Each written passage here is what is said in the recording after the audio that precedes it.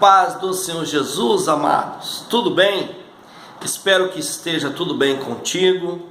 Estamos aqui mais uma vez para gravar esta videoaula, mais um subsídio da Escola Bíblica Dominical. Viemos aqui trazer algo para você agregar ao seu conhecimento, agregar a lição e somar para que no final você consiga aplicar uma aula na sua sala de aula, uma aula perfeita, uma aula agradável. Também você, aluno que está assistindo, ou você que não participa da escola dominical, mas que gosta de acompanhar as aulas, são aulas enriquecedoras, a aula que deixa nós com conhecimento um pouquinho mais. É bom aprender da palavra de Deus. Muito bem, eu sou o Maquilar Dias e moro em Londrina, no norte do Paraná. Eu congrego e sou obreiro na Igreja Assembleia de Deus, do Ministério da Missão. E hoje nós vamos falar da lição de número 12. Lição de número 12. Nós vamos falar hoje algo ao seu coração. Espero que esta aula possa enriquecer um pouco mais o seu conteúdo. A lição de número 12, que traz o título José, o pai terreno de Jesus, um homem de caráter. Estamos falando de 12 personalidades nesta lição, que tem o título geral, o caráter do cristão moldado pela palavra de Deus e provado como ouro.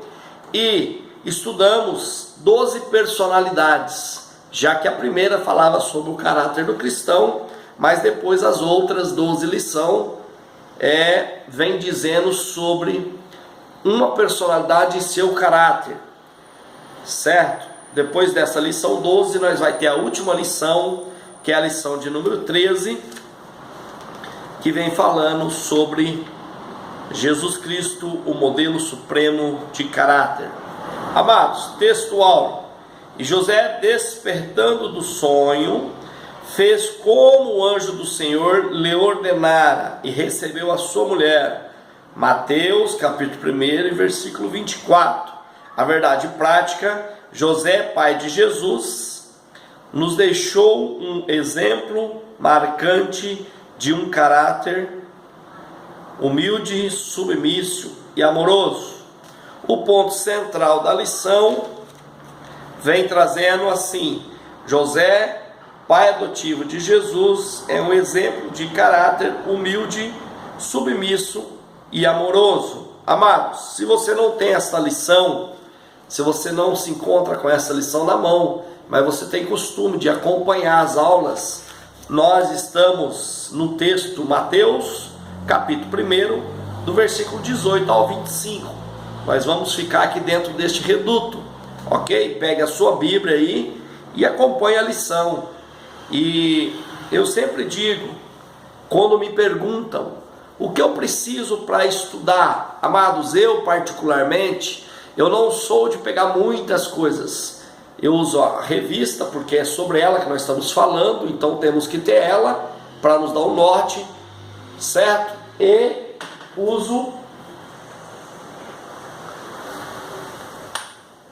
a Bíblia Sagrada, certo? Porque não existe teologia sem a Bíblia Sagrada. Não tem como eu entender de Cristo, de Jesus, de Deus, sem a Bíblia Sagrada, seu texto santo, seus textos sagrados. Então eu sempre digo para você, a melhor ferramenta que tem para você estudar uma teologia é a própria Bíblia. Porque a Bíblia, primeiro, ela mesmo responde às perguntas dela. Ela é autodidata, ela se responde, ela se esclarece por si só. É só você ler ela de Gênesis a Apocalipse, que você vai ver que vai dar link, que você vai começar a entender melhor a palavra de Deus. E segundo é que quando você está lendo a Bíblia, é o único livro que o autor está presente, que é o Espírito Santo, certo? Que é o mesmo Deus na forma do Espírito Santo.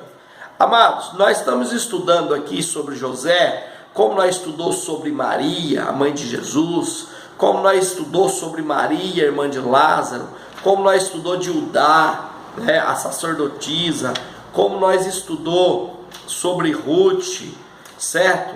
Nós estudou sobre Ruth, como nós estudou também, além de Ruth, Abigail, como nós estudou além de Ruth e Abigail, nós também estudamos a respeito de Jonatas. Além de Jonatas, nós estudamos também Jacó, estudamos Isaac, né? Estudamos Isaac e estudamos Abel. A maioria dessas personalidades, amados, que nós estudamos nesta revista, e a maioria das personalidades que nós estudamos na Bíblia, são personalidades judeu ou da linhagem judaica, certo? São a maioria hebreus, certo? A partir de Abraão para cá, quer dizer, a partir lá do capítulo 12 de Gênesis para cá, nós começa quase todas as personalidades que nós estuda é da linhagem de Abraão, vem dos hebreus, a maioria, e depois os judeus.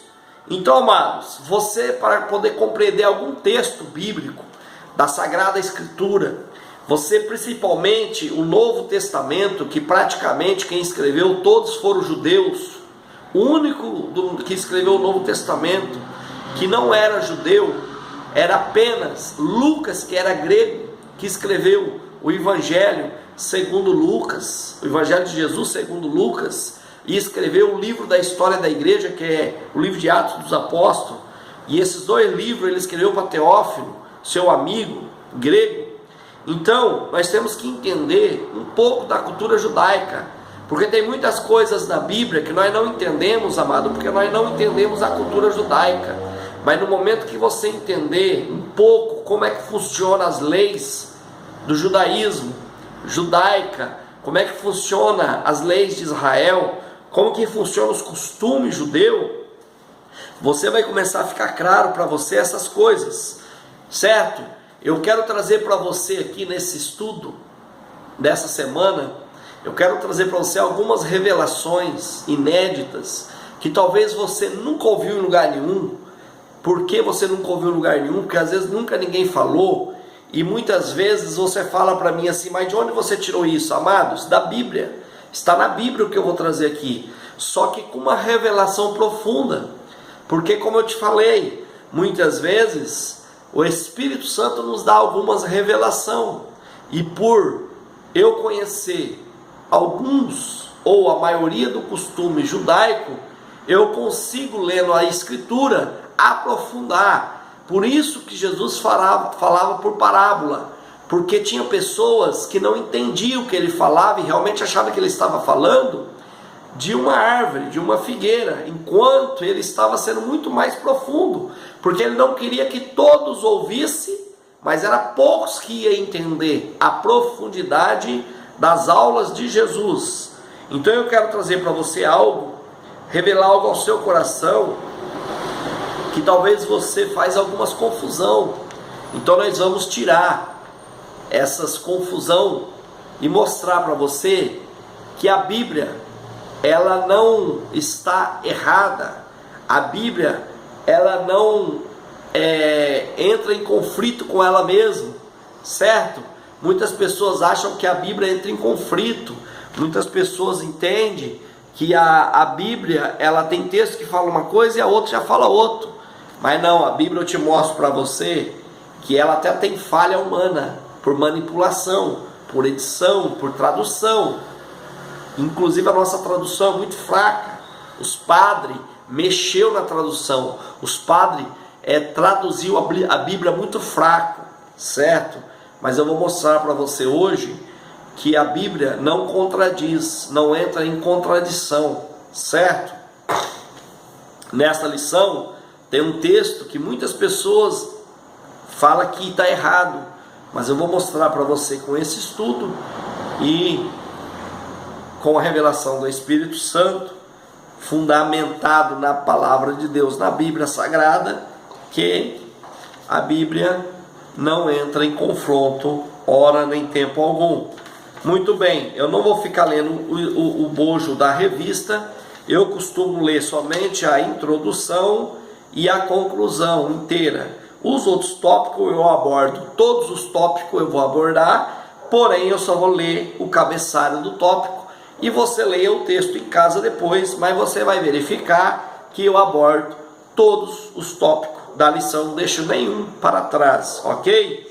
Introdução. Nesta lição estudaremos o que a Bíblia revela sobre a vida de José de Nazaré, esposo de Maria, mãe de Jesus, homem dotado de um caráter justo, temperante, amoroso. Deus, ao escolher a mulher cujo ventre Jesus seria concebido, também escolheu aquele que haveria de dar apoio e proteção a ela e a seu filho primogênito. Desta forma, José passou a ser participante do plano salvífico de Deus. Muito bem, vamos ver algo aqui nessa introdução. A Bíblia fala pouco de José. A Bíblia, você vai reparar, quem já leu a Bíblia sabe que ela fala muito pouco de José. Tem livros apócrifos, certo? Que fala bastante de José, como o Evangelho apócrifo de São José, que fala bem dele, fala sobre quando Jesus falou dele para os discípulos lá no monte, explicou como é que ele ficou doente, como é que ele morreu, a idade, essas coisas. Eu já li esse livro apócrifo, só que eu não vou ficar comentando dele, porque se ele não foi canonizado, porque tinha alguma coisa que não estava correto, certo? A canonização da Bíblia foi feita por 70 judeus que se reuniram num concílio e pegaram todos os livros que existiam na época sobre os textos sagrados, que foram escritos pelos profetas, que foram escritos pelos salmistas, que foram escritos pelos evangelistas, pelos testemunhas de Jesus, e juntaram todos esses textos e canonizou. Quer dizer, a Bíblia, ela é um canon, ela é uma régua, ela é um prumo, ela é correta, certo? E ficou vários livros, textos da época que ficou fora, como o Evangelho apócrifo de São José, como a carta de Tiago, como outras cartas de São Paulo, muitos salmos, porque nós temos 150 salmos na Escritura Sagrada, mas foram escritos mais de 1000 salmos, certo? Então, o que foi canonizado foi aquilo que foi entendido que realmente era de importância para nós, para a igreja, e o que não foi canonizado se tornou os livros apócrifos, né? Como a igreja católica, vocês sabem que a igreja era a igreja primitiva, ela era a primeira igreja, a igreja primitiva, só existia uma igreja, a que foi fundada lá em Atos dos Apóstolos, e a igreja, a Bíblia foi toda montada e deixado pronto no ano 80, 86 mais ou menos depois de Cristo. Diz uns que foi do ano 86 a 93 depois de Cristo. A igreja primitiva, ela tinha compromisso com a Bíblia, mas no ano de 1906 foi quando a igreja trouxe a primeira heresia, dizendo que Jesus não era divino. Quando eles falam que a igreja não era divino, neste momento foi a primeira heresia que a igreja católica trouxe. Depois a igreja católica quis trazer respaldo para rezar para mortos, aonde a Bíblia não permite. Foi quando no ano seguinte, no ano de 1907 depois de Cristo, eles introduziu na Bíblia 7 livros apócrifos, que estão aí até hoje, certo? Por conta deles. No ano do 200 eu estou aqui com a Bíblia edição paulina, a Bíblia que eles dizem Bíblia católica, mas não existe Bíblia católica. Existe, irmãos, a forma da Bíblia é o seguinte: existe uma Bíblia só, com 3 versões, certo? Primeiro, tem a Bíblia católica, que eles colocaram aqui 7 livros a mais, só que o restante da Bíblia é igualzinha, só tem 7 livros a mais, que foi adulterada com esses 7 livros a mais, que não passou na canonização. Depois nós temos a nossa tradução, a nossa Bíblia traduzida, certo? Que tem os 66 livros que foi canonizado com a nossa tradução. E nós temos, e tem a Bíblia original, a Bíblia judaica. Dá para você ler? Deixa eu pegar um pouco a luz aqui. Aqui, a Bíblia judaica, certo? A Bíblia judaica ela está montada em ordem, da forma que ela foi escrita, não foi colocada aqui em ordem. A Bíblia judaica ela não tem segunda Reis, porque livro de Reis entra os dois juntos, Crônica entra os dois juntos. Então ela tem todos os livros da Bíblia, mas a cronologia dela é original, certo? Ela não tem divisão. Então, irmão, o que eu quero dizer para você? Essas três Bíblias é a mesma Bíblia. A Bíblia judaica é a mesma, só que ela é original, ela vem com os textos originais.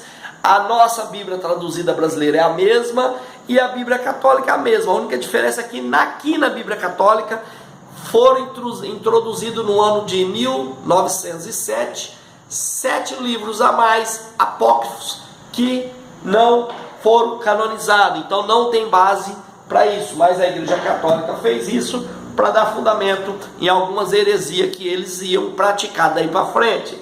Muito bem, no ano 206, Constantino vem, no ano de 206 a 220, por aí, Constantino faz o quê? Ele é simpatizante da igreja, que ainda é a igreja primitiva, e ele resolve trocar o nome da igreja, certo? Ele tira a igreja primitiva e coloca a igreja apostólica romana, igreja católica apostólica romana. Irmãos, católico, vocês sabem, significa universal, certo? E apostólica romana porque eles estavam lá em Roma. E hoje eu vejo católicos falando: eu sou católico apostólico romano. Primeiro, você pode até ser católico, mas você não é romano porque você é nascido aqui no Brasil. Então você é um católico romano. Segundo, você não é apostólico porque você não é da escola dos apóstolos. Então não existe católico apostólico mais, porque não tem católico da escola dos apóstolos.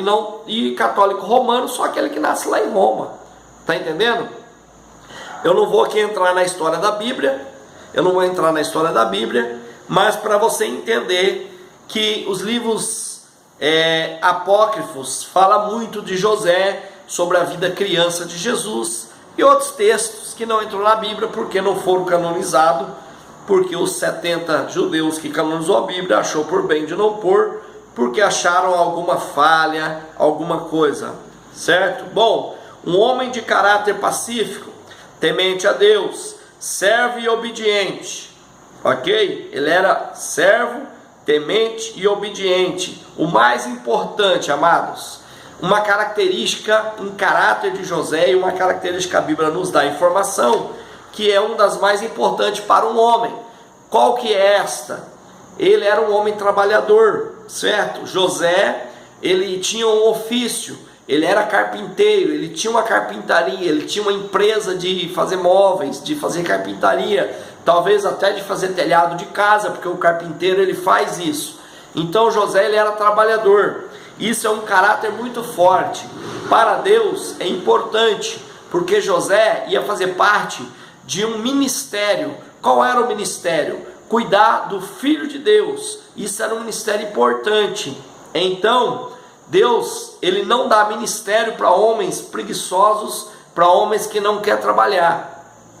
Por isso que eu digo para você, quando chegar aí na sua cidade, pessoas dizendo que vive pela fé, que não sei o que, e pregando, e profetizando, e acontecendo, e daí vai para casa de um coitado do irmão, fica lá a semana inteira comendo nas costas do irmão, tirando a privacidade da família, e muitas vezes ele fala assim: olha, irmão, eu vou entrar no quarto aqui, eu costumo jejuar e orar a madrugada inteira, então amanhã o senhor não me chama cedo não, porque eu fico a madrugada inteira orando, certo? Mentira, ele fica roncando. Aí ele quer dormir até 11 horas da manhã, por isso que ele fala para o irmão não incomodar ele. Aí ele acorda 11 horas com o olhão vermelho de dormir, esfrega o olho para dizer que estava orando para ficar vermelhinho.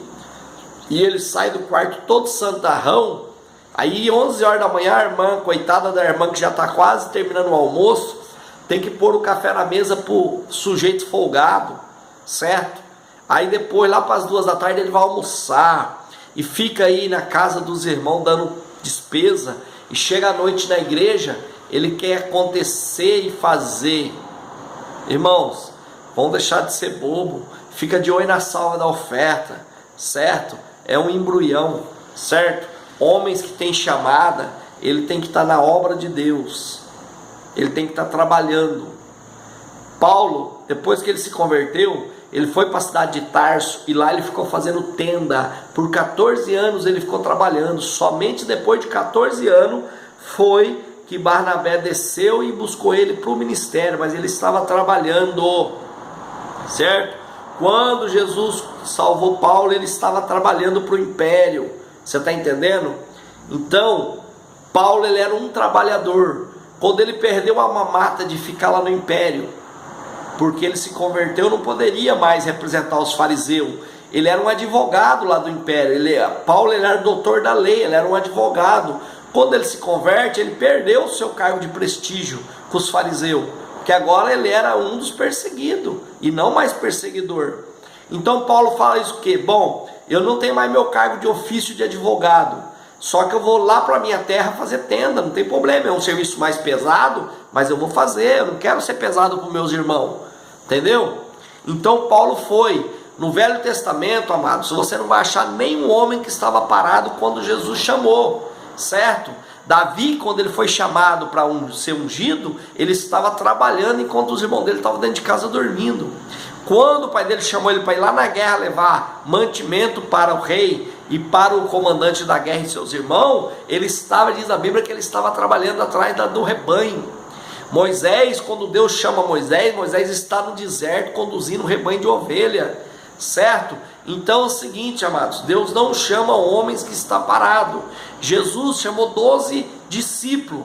Lógico, Jesus teve 70 discípulos, 500 discípulos, muitos discípulos, mas tinha 12 apóstolos que andavam com Jesus. Só que se você observar, todos eles estavam trabalhando quando Jesus chamou. E com José não foi diferente. José era um labutador. José trabalhava, era um carpinteiro, era dono de uma marcenaria, era um marceneiro. Então ele trabalhava, ele tinha um ofício, ele tinha condições de sustentar e criar uma família decentemente, ok? Ele não era esses camaradas aí com a calça no meio da bunda, que quer casar, quer se enrolar aí, e o coitado do sogro é que se dane para sustentar. Além de sustentar a filha, tem que sustentar o marmanjo ainda. Irmão, se eu tivesse uma filha, esses camaradas que andam com essas calçonas caídas, nem no meu portão chegava, infelizmente, Deus que me perdoe, nem no meu portão chegava, tá entendendo? Poderia ser um cabo humilde, um camarada da labuta, podia ser um serviço até braçal, mas tinha que ser trabalhador. Aqui não ia criar não, aqui não, ok? Vamos lá, para o primeiro ponto. José, o pai de Jesus. Quem era José? Vamos ver quem era José? Vamos ver quem era José? Pouco se sabe sobre ele, como eu acabei de falar no tópico anterior, na introdução. Pouco se sabe sobre ele. Ele era um homem simples, exemplo para Jesus, homem. Ele era exemplo para o seu filho adotivo. Jesus homem e não Jesus Deus, que Jesus Deus já é completo. Mas para Jesus menino, ele foi um bom exemplo, tá bom? Para Jesus homem, para Jesus menino. E ele também demonstra simplicidade e humildade. Por que que Jesus demonstrou simplicidade e humildade, irmãos? Em todo o seu ministério. Por que que Jesus demonstrou isso? Porque ele aprendeu isso com José, seu pai adotivo, certo? Ele aprendeu isso com José. Agora, irmãos, eu quero que você entenda um negócio. Eu estou falando de simplicidade e de humildade. Eu não estou falando de covarde. Eu não estou falando de ignorante. e eu não estou falando de pobreza. Não confunda, irmão, simplicidade com ignorante. A pessoa pode ser culto, pode ser uma pessoa preparada e pode ser simples, ok? Eu também estou dizendo para você humildade. José era humilde, ele não era pobre, tá entendendo? Não confunda humildade com pobreza. Tem homem que ele é milionário e ele é humilde. Tem pessoas que é pobre de marré e é orgulhoso, certo?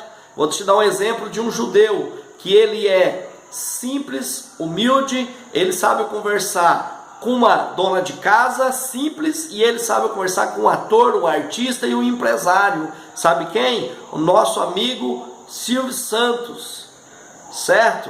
Ele é um homem muito poderoso, porém ele é simples, certo? Então, amados, José era simples e José era humilde, mas ele não era um homem indouto, ele não era um homem leigo, ele não era ignorante, porque ele era um judeu, e todo judeu estuda tanto a escola secular como as suas leis de judeus. E ele também não era pobre, porque ele tinha uma empresa, ele herdou da família uma marcenaria, ele tinha um ofício, ele era um carpinteiro, um marceneiro, você está entendendo? Então, amados, tira isso da cabeça, que Jesus veio e nasceu numa família miserável. Não, Jesus nasceu numa família miserável, até porque o judeu por herança, eles eram bem de vida, eles herdaram herança, eles herdaram a terra, eles herdaram a herança de Abraão, de Isaac, de Jacó, eles herdou a terra. Está entendendo? Então eles não eram. O ofício de José, de carpinteiro, era um ofício antigo, irmãos. Muito antigo. Era um dos primeiros ofícios do mundo. Qual foi o primeiro carpinteiro do mundo? Vocês sabem? O primeiro carpinteiro do mundo que permeou esta terra aqui foi, falando de homem, foi Noé. Noé foi o primeiro carpinteiro. A primeira obra-prima que foi feita foi a Arca de Noé, certo? A primeira obra-prima que foi feita, a Arca de Noé. Noé construiu a Arca da Salvação, ok?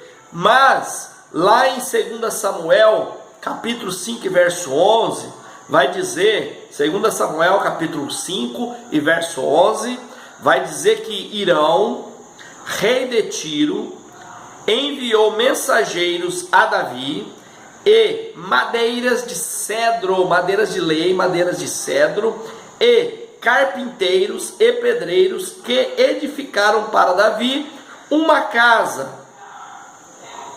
Rei Irão de Tiro, próximo a Sidom. Você está vendo como é que é a Bíblia, amados? Nada é por acaso. Vocês lembram que Jesus morava na Galileia, certo? Ele morava na Galileia, ele fez questão de sair das fronteiras de Israel pela primeira vez. Saiu ele morava aqui na Galileia, ó, aqui era a Galileia, aqui subindo aqui era Samaria e subindo mais um pouco era a Judeia. E ele morava aqui na Galileia, 400 quilômetros abaixo do mar, certo? Ali em Cafarnaum, beirando o mar da Galileia, beirando ali, ele morava próximo às areias do mar ou do lago da Galileia, um lago de água doce que no fundo dele é puro sal, mas é um lago de água doce, é um lago que sustenta toda Israel até hoje de água potável, certo? É um milagre. E ele sai e desce mais um pouco e vai lá para Tiro, perto de Sidom, que a Bíblia vai falar que ele foi para Tiro e Sidom, passou em Tiro e Sidom.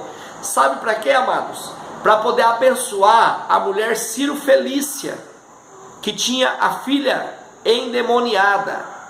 Por que Jesus saiu? Porque Jesus só saiu duas vezes das fronteiras de Israel. Ele saiu esta vez que ele foi lá abençoar a mulher Ciro Felícia, e saiu outra vez lá em Gadara, em Decápolis, para expulsar aquele demônio daquele homem que saiu do homem e entrar nos porcos. E Jesus já voltou para as fronteiras de Israel. Foi as duas únicas vezes que Jesus sai com o evangelho do reino de dentro das fronteiras de Israel. É por isso, irmão, tem muitas pessoas que confundem.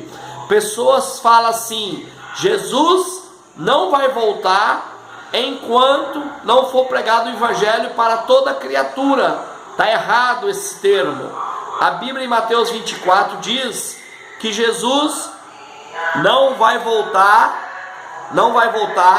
enquanto não for pregado, que todos têm que ouvir o evangelho. A Bíblia diz lá em Mateus 24. Mas todos têm que ouvir o evangelho, irmão, do reino. Lê direito lá. Todos terão que ouvir o evangelho do reino. Mas o evangelho do reino foi pregado só dentro de Israel, por Jesus. Porque enquanto ele estava aqui na terra, ele estava pregando o evangelho do reino. Quando ele foi para a cruz, o evangelho do reino ficou suspenso, entrou o evangelho da graça, que é o nosso. Quando Jesus vir reinar no milênio aqui, volta o evangelho do reino. Aí sim, todo mundo vai ouvir o evangelho do reino. Mas o evangelho da graça só vai ouvir aqueles que querem ouvir. Muitas pessoas não querem o evangelho da graça. Entendeu? Muito bem, voltando, Jesus foi lá em Tiro para abençoar aquela mulher Ciro Felícia. Por quê? Porque, irmão, ela era descendente, aquela mulher era descendente do rei Irão. E o rei Irão fez uma benfeitoria para Davi. E Davi, a Bíblia diz que ele é segundo o coração de Deus. E Deus não fica devendo nada para ninguém. Como o rei Irão mandou carpinteiros, pedreiros e madeira para edificar uma casa para Davi, Deus falou: agora é a minha vez de pagar essa recompensa para um descendente de Irão. Foi lá, aquela mulher Ciro Felícia pediu para ele, ele falou: olha, não é bom que se tire o pão dos filhos e dá para os cachorros. Ela entendeu a palavra de Jesus. Jesus falou que não ia fazer aquilo para ela, Jesus falou que não era bom, mas porém, todavia, fez, curou, certo? Então Jesus foi lá pagar um favor que o rei Irão um dia fez para o rei Davi, que Jesus é chamado o filho de rei Davi. Está entendendo? E ele volta para as fronteiras de Israel novamente. Então ele foi lá somente para abençoar aquela mulher por um favor que o seu descendente fez um dia para o nosso amigo e irmão Davi. Certo? Lá em 2 Reis, capítulo 22 e verso 6, também vai falar sobre o carpinteiro, para você ver que era uma função, um ofício antigo, certo? Muito bem. Você entendeu, amados, que a Bíblia nada é por acaso? Nada é por acaso na Bíblia, você entendeu isso? Você consegue compreender isso, que nada é por acaso? Ah, por que Jesus saiu das fronteiras de Israel para ir lá em Tiro, perto de Sidom, abençoar uma Ciro Felícia, uma mulher que nem Israel não era? E Jesus fala, né, não é bom que tire o pão dos filhos, quer dizer, não é bom que eu dou aquilo que era para me dar para os meus conterrâneos judeus, eu dar para a Ciro Felícia, que não tem nada a ver comigo, na linhagem de Israel. Ele falou que não seria bom, ele não falou que ele não ia fazer.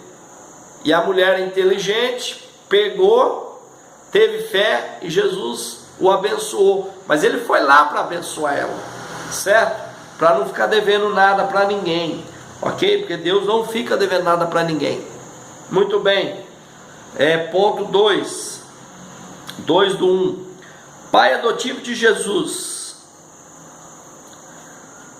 Pai adotivo de Jesus.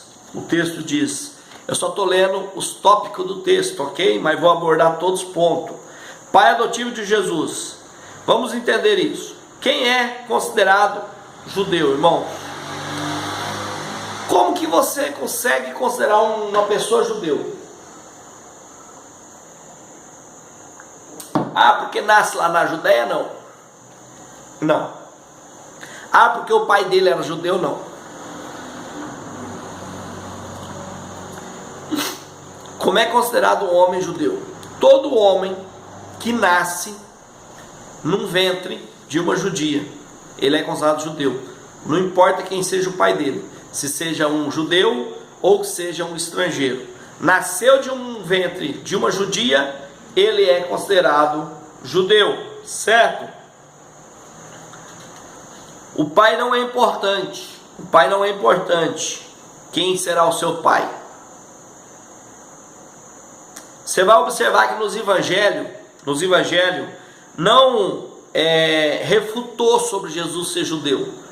Nenhum dos evangelhos, não teve fariseu, não teve as pessoas falando assim, mas esse camarada aí não é judeu. Ele não é judeu. Ele não é filho de José. Ele só é filho de José por adoção. Ele só é filho de Maria. Então ele não pode ser judeu.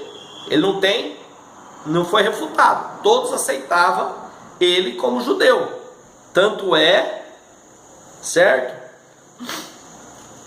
Tanto é que em Mateus, tanto é que se você for olhar lá em Mateus 13:55, os fariseus, o pessoal vai falar assim, quem é esse aí? Esse aí não é Jesus, o filho do José o carpinteiro? Esse aí não é filho de Maria? Esse aí não é irmão de Tiago, de Simão e de Judas? Esse aí as irmãs deles não estão aqui trabalhando aí no templo? Quer dizer, esse aí não é o filho do carpinteiro do José? Então eles consideravam Jesus como judeu, como um filho de José, como um descendente. Então não foi refutado. Por quê? Porque ele nasceu de Maria, e Maria era uma judia, e todos aqueles que nascem de um ventre de uma judia tem que ser considerado o judeu, certo? Os judeus de hoje contesta a descendência de Jesus por causa de uma lenda judaica que diz que Maria tinha cometido adultério com um soldado romano por nome de Pantera, certo? Chamado Pantera. Por isso os judeus chamavam Jesus de Yeshua ben Pantera. Yeshua ben Pantera. Quer dizer, o filho da Pantera, o filho de Pantera. Porque o soldado romano chamava Pantera, e tem uma lenda que diz que Maria tinha adulterado com ele, e ele era filho de um soldado romano por nome de Pantera, certo? O filho adotivo, irmãos, pela lei, ele é um filho legítimo, tem o direito até da herança do seu quinhão. Se por acaso um filho adotivo, tanto lá em Israel como aqui no Brasil, se eu registrar um filho adotivo no meu nome, esse filho adotivo, ele vai ter parte, se eu deixar alguma herança, ele vai ter parte do seu quinhão da herança. Não adianta eu falar, eu vou adotar essa criança, seu juiz, mas eu não quero que meus filhos verdadeiros dividam com ele o quinhão. O juiz vai falar, negativo, ele vai ter direito como filho. Então, ele tem legitimidade como um filho verdadeiro. Então ele tinha legalidade para ser um filho de verdade de José, pois ele o adotou, certo?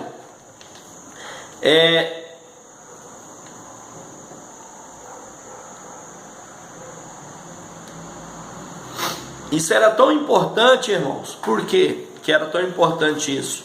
Você imagina Jesus, por que Jesus é tão importante a nossa adoção?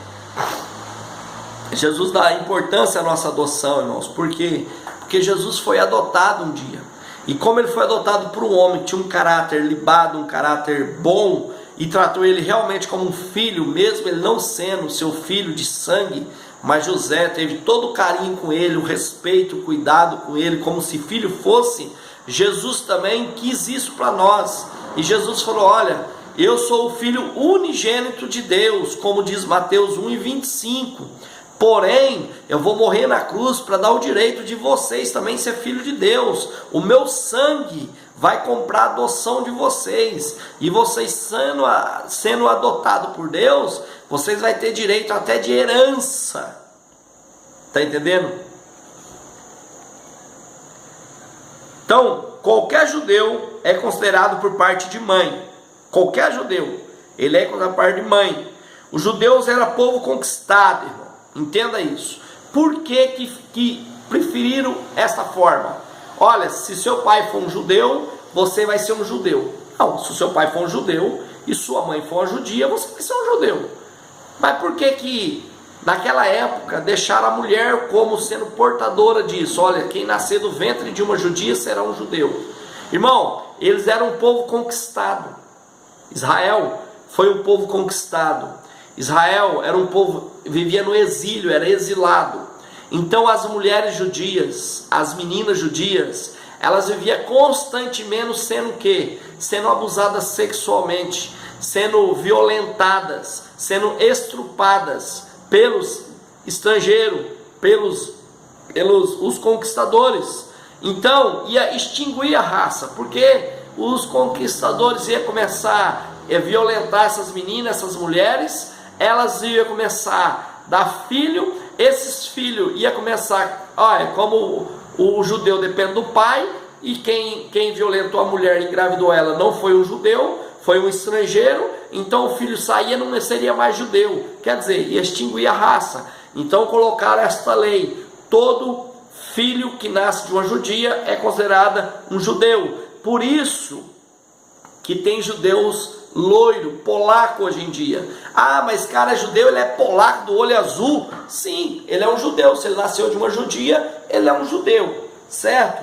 Por quê? Porque o judeu, na realidade, o judeu é uma pessoa de pele escura, é mais escuro que eu. O judeu, ele é escuro porque o lugar, ele tem a pele escura, porque o lugar que ele vive praticamente, ele vivia naquele tempo. Hoje Israel cumpriu a profecia de Ezequiel 38, 37, certo? Do Vale dos Ossos Secos. Hoje se cumpriu já essa profecia em Israel. Hoje está tudo verde Israel, mas naquela época era deserto, eles andavam muito no deserto, a pele deles ia queimando e os filhos iam nascendo cada vez mais escuro. E hoje tem judeu loiro. Por quê? Porque o pai dele é um grego, o pai dele é um russo, o pai dele é um alemão, o pai dele é um estrangeiro, não é um judeu, mas a mãe é judia, nasceu do ventre judia, é um judeu, certo? Porque se não fosse considerado, irmãos, isso, a raça entrava em extinção. E isso, irmão, é o entendimento oficial do Estado de Israel até hoje. Isso é um entendimento, certo? E uma lei do Estado de Israel até hoje. Nasceu da barriga de uma judia, é um judeu, ok? Mas eu quero passar para você uma coisa mais importante.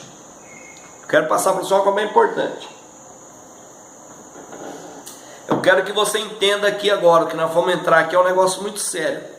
Talvez você já fez confusão. Muitas pessoas dizem que a Bíblia tem contradição por causa desse texto que nós vamos estudar agora. Vamos entender a genealogia de Cristo, de Jesus, de José e de Maria, segundo Mateus capítulo 1 e segundo o Evangelho de Lucas capítulo 3. Tem duas genealogias ali que vem trazendo o nome de Jesus, de José e de Maria. E nós vamos entender isso. Primeiro, irmãos, Jesus nunca poderia ser considerado rei vindo da genealogia de José, certo? Nem de Salomão, dessa linha de Mateus. Primeiro, José nunca poderia ser pai de um rei. José, da linhagem de José, não poderia sair rei. Nunca José poderia, da linhagem dele, vir um rei, certo? Por que, irmão McClark, que José não poderia vir da linhagem de José, um rei? Porque senão contrariaria a Bíblia. Aí sim a Bíblia ia entrar em contradição, certo? E eu vou mostrar para você na Bíblia. Eu estou com a Bíblia online aqui, aberta aqui, que é mais fácil, senão eu vou ter que ficar procurando ali, é mais difícil, mas é a mesma Bíblia, certo? Vou procurar aqui, ó, a Bíblia que eu estou online aqui é na versão Bíblias, deixa eu ver aqui, Almeida Corrigida, a revista Fiel, ok? E eu vou aqui abrir para você em Jeremias, eu vou abrir aqui em Jeremias, capítulo 22, para você, se você quiser seguir aí na sua Bíblia, capítulo 22, eu vou ler do versículo 24, vou ler o versículo 24 aqui, certo? Aonde Deus está falando.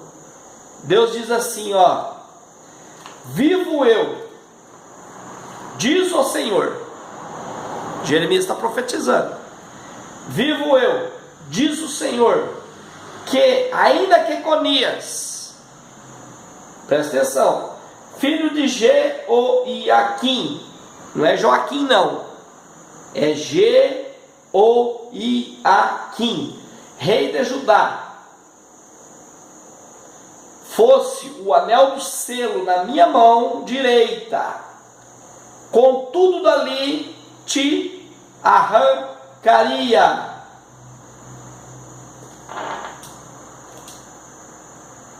Entregar-te-ei na mão dos que buscam a tua vida, e na mão daqueles diante de quem tu temes, saber da mão de Nabucodonosor, rei da Babilônia, e na mão dos caldeus.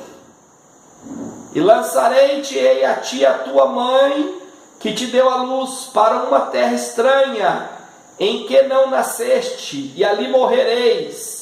Mas a terra para a qual eles com toda a alma desejam voltar, para lá não voltarão. E pois este homem Conias, um ídolo desprezado e quebrado, ou um vaso de quem ninguém se agrada, por que razão foram arremessados fora, ele e a sua geração, arrojados para uma terra que não conhecem. Ó terra, terra, terra, ouve a palavra do Senhor. Assim diz o Senhor, olha só, presta atenção nesse versículo. Escrevei que não prosperará nos seus dias, porque nenhum da sua geração,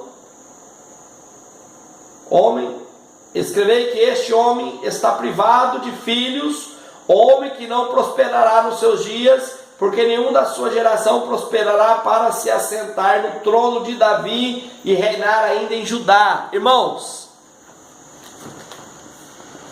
quando Jeoiaquim era rei de Judá, ele veio da linhagem de Salomão, de Davi. Quando ele era rei em Judá, ele pecou contra Deus, e o filho dele, Conias, também. E o Senhor está falando aqui que Conias e toda a sua família e sua mãe, todos foram banidos para uma terra que eles não conhecem. Entregou eles na mão de quem? De Nabucodonosor. E Nabucodonosor levou eles cativo, certo? E o que Nabucodonosor fez? Falou, eles não vão reinar. E Deus falou que eles não iam sentar no trono de Davi mais.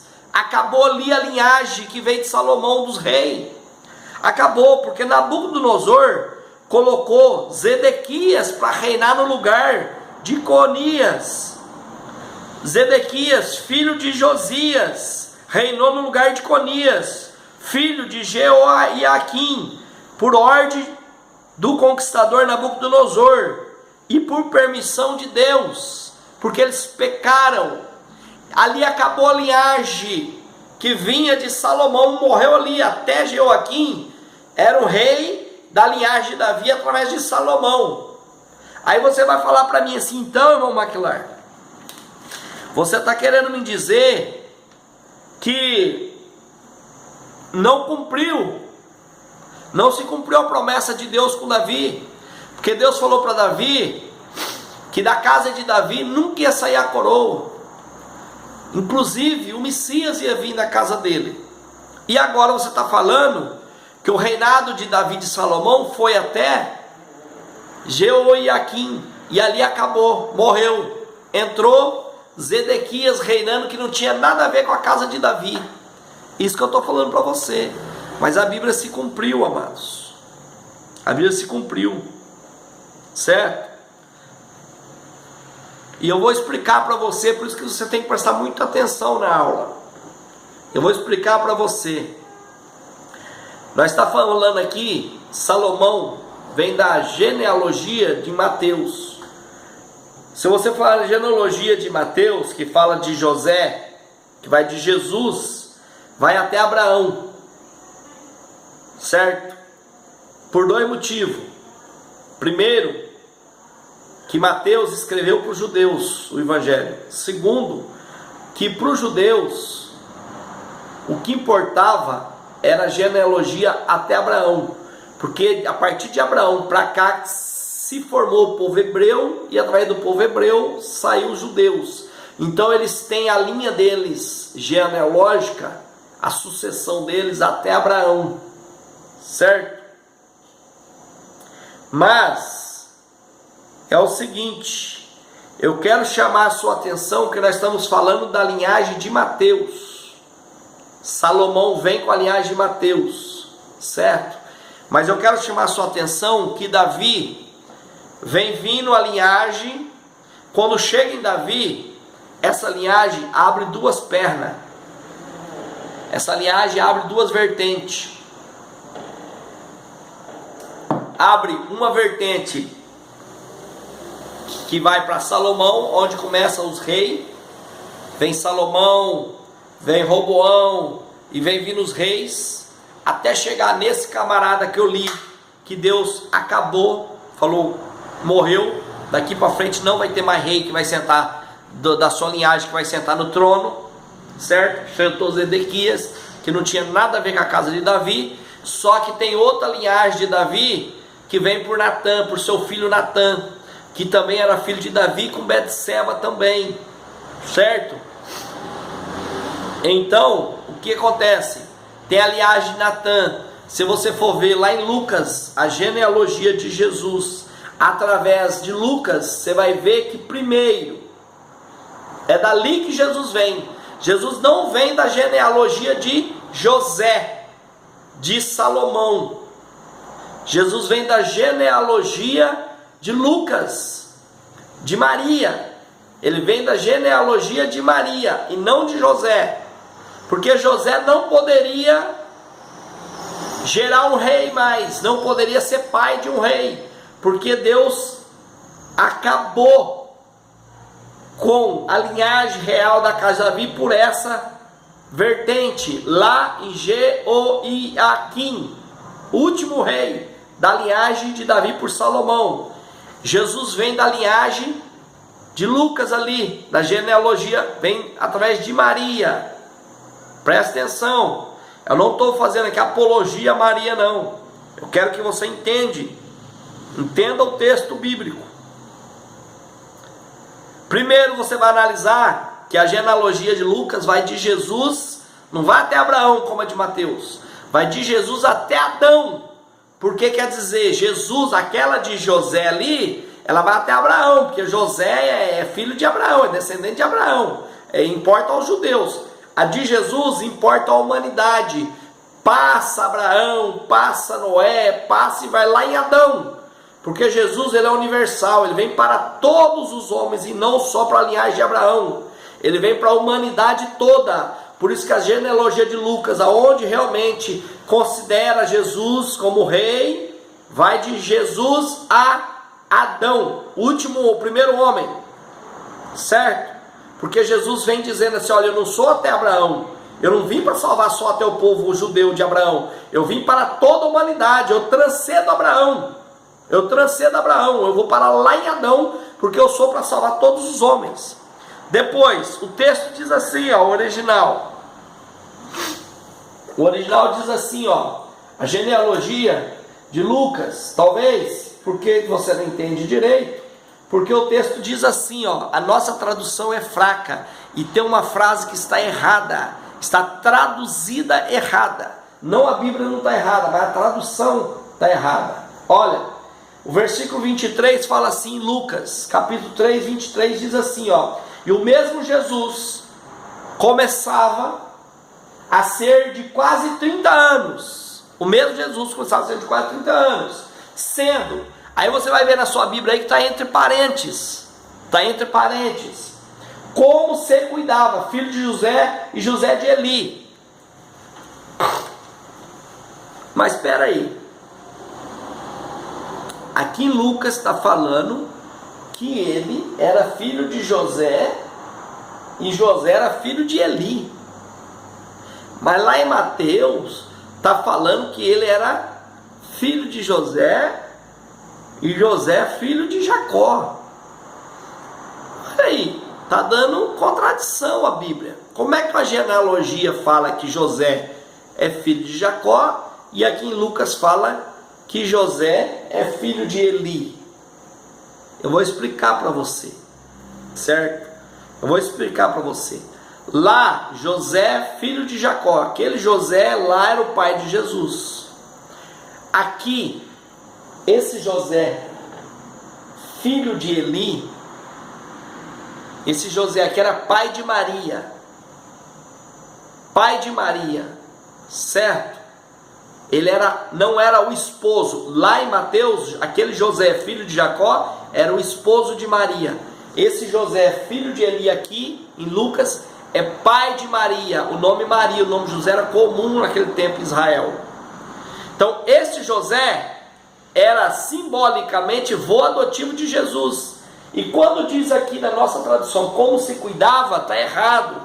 Porque se você pegar a Bíblia original, a Bíblia judaica aqui, ó, eu vou ler para você o que está escrito na Bíblia judaica, para você ver que a nossa tradução é fraca, e quando a tradução é fraca, muda o texto, muda o contexto, muda o entendimento, certo?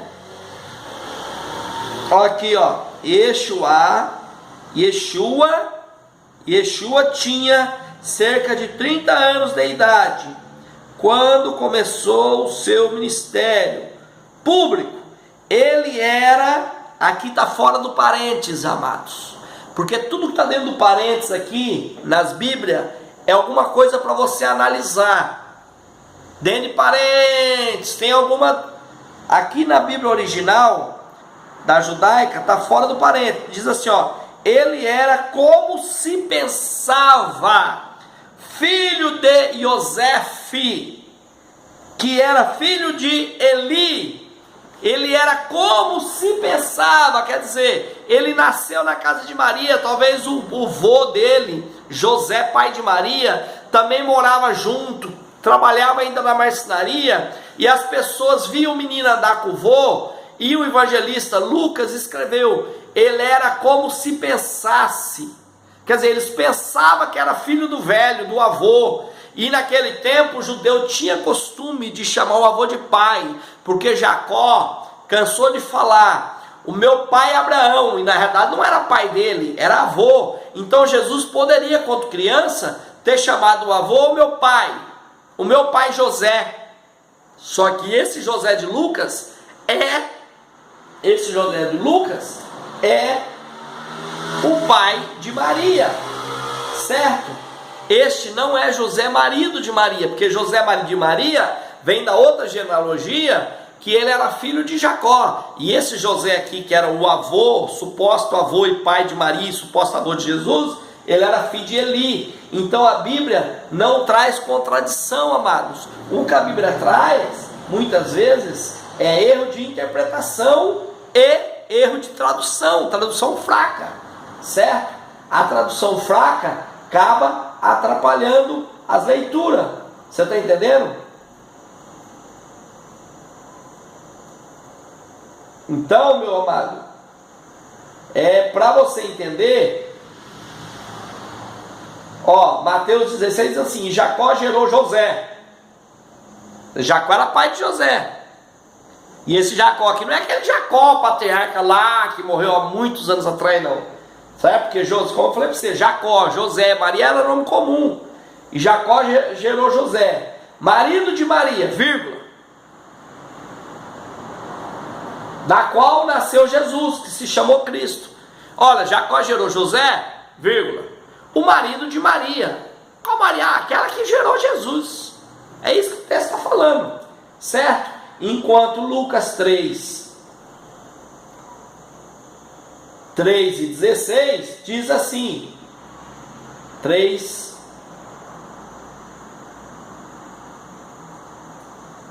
enquanto Lucas 3 e 16, 3 e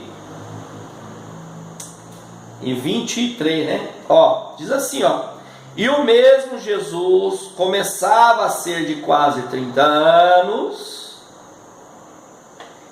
sendo como se cuidava, mas nós vimos que está errado, que na verdade era como se pensava, filho de José, e José de Eli, e esse José aqui, pai de Maria, certo?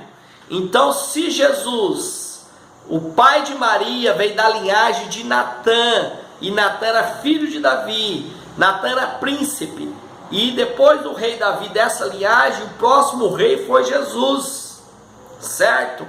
E se José, pai de Maria, é da linhagem, da tribo de Judá, e dessa linhagem, e Maria é uma judia, e ele nasceu do ventre de uma judia, o que eu falei que a lei diz? Que todo homem que nasce do ventre de uma judia é considerado um judeu. Então Jesus, ele foi considerado judeu, porque não importa, ele não teve pai, não importa José. José não foi pai de sangue dele, porque a pessoa ser considerado judeu não vinha através do pai, mas através da mãe. Como ele nasceu do ventre de Maria, ele foi considerado judeu, da tribo de Judá, da linhagem de Natã, que era filho de Davi, então veio da linhagem de Davi, e se tornou, depois de Davi, por essa linhagem, o próximo rei, o rei eterno da sucessão. E Maria veio da linhagem real, a Bíblia diz, porque ela era descendente direta de Davi. Vocês conseguiram entender que não tem erro na Bíblia? Tem mal interpretação e mal tradução? Toda vez que você vê alguma coisa dentro de parênteses, você vai pesquisar, porque aquilo ali pode pairar alguma dúvida ali. Às vezes está errada a tradução, certo? Ou mal compreendida. Então,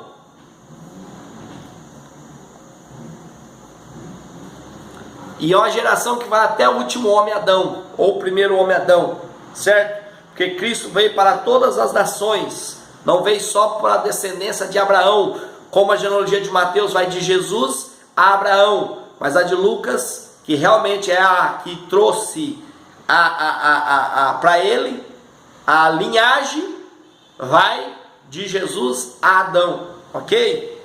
Vocês querem ver? Eu vou dar aqui biblicamente mais um fundamento para isso que eu estou te falando para você, que aquele que nasce de um ventre de uma judia é considerado um judeu. Vocês lembram de Timóteo? Lembra de Timóteo? O discípulo de Paulo? Quem que era a mãe de Timóteo, que a Bíblia diz? O que a Bíblia diz sobre Timóteo? Que Timóteo era filho de uma judia, a mãe dele era judia, a avó dele era judia. Provavelmente o pai dele era um grego, certo? Provavelmente o pai dele era um grego, mas como a mãe dele era judia, e ele nasceu do ventre de uma judia, não importa o pai grego dele, ele era um judeu, por direito ele era um judeu. Aí Paulo chega nele e fala assim: vem aqui meu filho, já que você é um judeu, então você tem que ser circuncidado, porque o judeu tem que circuncidar. E Paulo vai lá e circuncida Timóteo. Se o que importasse fosse o pai e não a mãe, Paulo ia falar: não, você é um grego, você não precisa circuncidar, você é um gentil. Mas Paulo falou: não, você nasceu do ventre de uma judia, sua mãe é uma judia, sua avó é uma judia, então você é um judeu, então você tem que ser circuncidado. Entendeu, amados? Por isso que eu digo para você entender a Bíblia um pouco, você tem que conhecer costume judaico. Se você não conhecer o costume judaico, dificilmente você vai entender algumas coisas da Bíblia, aonde você vai entrar em parafuso, você vai achar que a Bíblia entra em contradição, mas não entra. Basta você ler corretamente, pesquisar, entender e analisar e pedir para o Espírito Santo te revelar, ok? Muito bem, vamos para 3:2. José, um sonhador obediente. Aqui diz que José era um sonhador obediente. Muito bem, José é um sonhador obediente. Bom, José pensou perdão, eu estou um pouco gripado, tá difícil, mas eu tenho esse compromisso com vocês de gravar a aula, então mesmo assim eu estou gravando. Bom, José, ele pensou em deixar Maria, quando ele soube que a Maria estava embaraçada. Embaraçada é uma palavra portuguesa para uma mulher que está grávida e não sabe quem é o pai. Quando a mulher está grávida e é duvidoso quem é o pai, os nossos irmãos portugueses chamam de isso de embaraçada, ela está embaraçada. Então, quando José soube que Maria estava embaraçada, estava grávida, e ele sabia que o filho não era dele, ele então pensou secretamente, diz a Bíblia, em deixá-la. Por que José pensou em deixá-la? Mateus 1,19. Mateus 1,19. Vamos ver. Mateus 1,19 diz assim, ó. Então José, seu marido, como era justo e não queria infamar, intentou deixá-la secretamente. O que é infamar? O que quer dizer isso? Ele era uma pessoa justa, ó. José, seu marido, como era justo. Você viu o caráter do camarada, rapaz? Não brigou, não quebrou o pau, não pegou a peixeira, não quis matar ela. Ele me traiu, vou matar, vou arrebentar. Não, ele era justo. A Bíblia diz que ele era justo e não queria infamar, intentou deixá-la secretamente, ele preferiu deixá-la, né? Aí vocês sabem que veio o anjo e conversou com ele, mas no sonho, né? Veio um sonho e no sonho Deus acalmou ele, falou que aquilo era um plano divino e tal. Mas por que José queria deixar ela secretamente, não queria infamá-la? Porque, amados, José, ele era um religioso, ele era um judeu, um praticante das leis. E vamos ver aqui na lei o que dizia sobre isso, esse acontecimento que aconteceu com Maria, perante a lei. Deuteronômio, capítulo 22, e o verso 22 ao 24. Quer ver? Presta atenção no que está escrito. Por que José ia deixar ela secretamente? Olha... Quando um homem for achado deitado com uma mulher que tenha marido, então ambos morrerão. O homem que se deitar com a mulher e a mulher, assim atirarás o mal de Israel. O homem que se deitou com a mulher e a mulher, assim tirarás o mal de Israel. Por quê? Porque os dois tinham que morrer para tirar o mal de Israel. Se uma mulher casada deitasse com um homem, tinha que matar os dois. Diz a lei em Deuteronômio, capítulo 22 e versículo 21, 22. Que para tirar o mal de Israel tinha que matar os dois. Quando houver moça virgem, ó, que era o caso de Maria. Quando houver moça virgem, desposada. A Bíblia diz que ela era desposada de José. É o caso dela, era virgem desposada. E um homem a achar na cidade e se deitar com ela, então trareis ambos à porta daquela cidade, quer dizer, pega os dois, se ela é virgem, desposada, que era o caso de Maria, pôs os dois lá na porta da cidade, na saída da cidade, e os apedreje até a morte. Apedreje até a morte, até que morram. A moça, porquanto não gritou na cidade. Quer dizer, se a moça é virgem, é desposada, e chega um camarada e agarra ela na marra e é violenta a ela, o que ela tinha que fazer? Ela tinha que sair gritando para todo mundo, porque daí ela estava livre. Ela estava livre. O cara só ia ser apedrejado, o cara violentou ela. Mas se ela não gritou na cidade, quer dizer que ela concedeu, ela deixou, ela gostou, ela permitiu. E o homem, porquanto humilhou a mulher do seu próximo, quer dizer, ela ia ser apedrejada porque ela deixou, ela não saiu gritando e pedindo socorro, e ele porque humilhou o seu próximo. Assim tirarás o mal do meio de ti, quer dizer, leva os dois na porta da cidade, o cara vai morrer apedrejado porque envergonhou um outro judeu, um outro companheiro, e a mulher porque consentiu calada, quer dizer que ela gostou, ela deixou.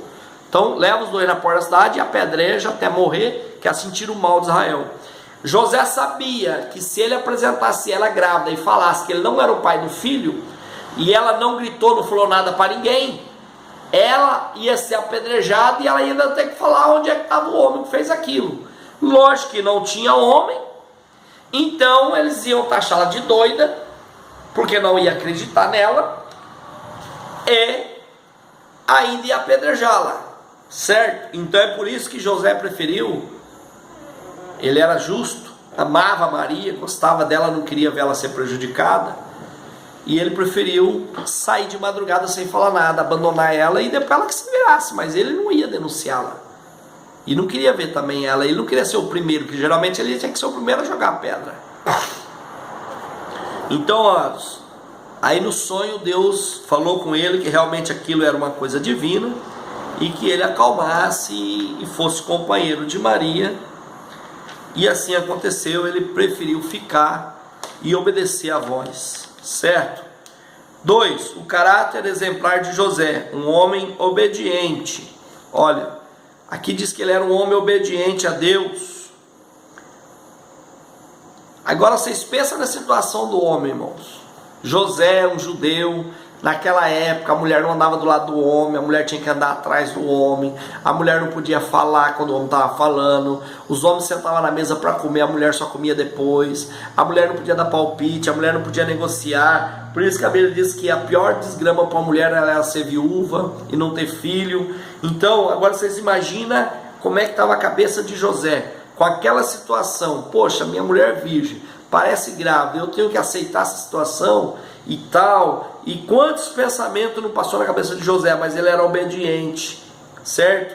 Ele poderia duvidar daquele acontecimento, porque hoje talvez eu ou você duvidaria. Isso é conversa fiada, tá querendo vir com conversa, né? Só que hoje ainda, você pega a mulher, leva ali na coisa, faz DNA, para saber de quem que é o filho, se realmente, você leva ali, faz um exame de virgindade, para ver se ela ainda é virgem ou não, mas naquele tempo não tinha como.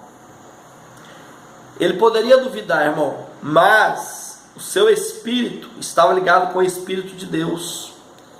Nós temos aqui uma plataforma e aqui dentro tem um espírito nosso, porque o homem, ele é feito de corpo, alma e espírito, e esse espírito que está aqui comunica com o Espírito de Deus. Quando o homem é obediente e temente a Deus, esse espírito ele está alerta para comunicar com Deus, certo? A única forma de eu dar e receber alguma coisa de Deus é através dos espíritos, o meu Espírito de Deus. Eu dou para Deus através do meu Espírito e recebo através do Espírito Santo de Deus. Então, o Espírito dele estava ligado com o Espírito de Deus, e ele viu que realmente aquilo era obra de Deus, era coisa do Espírito Santo de Deus. Por isso que ele não duvidou e preferiu aceitar o propósito de Deus na vida dele, na vida de Maria, que eles iam ter um longo caminho pela frente. O verdadeiro crente sabe quando Deus fala, irmão, certo? O verdadeiro crente, ele sabe quando Deus está falando. Por isso que você tem que ser inteligente. Quando vir essas pessoas na igreja subir nos púlpitos e profetizar, e profetizar, e profetizar, você tem que ter discernimento para ver se essa profecia é de Deus.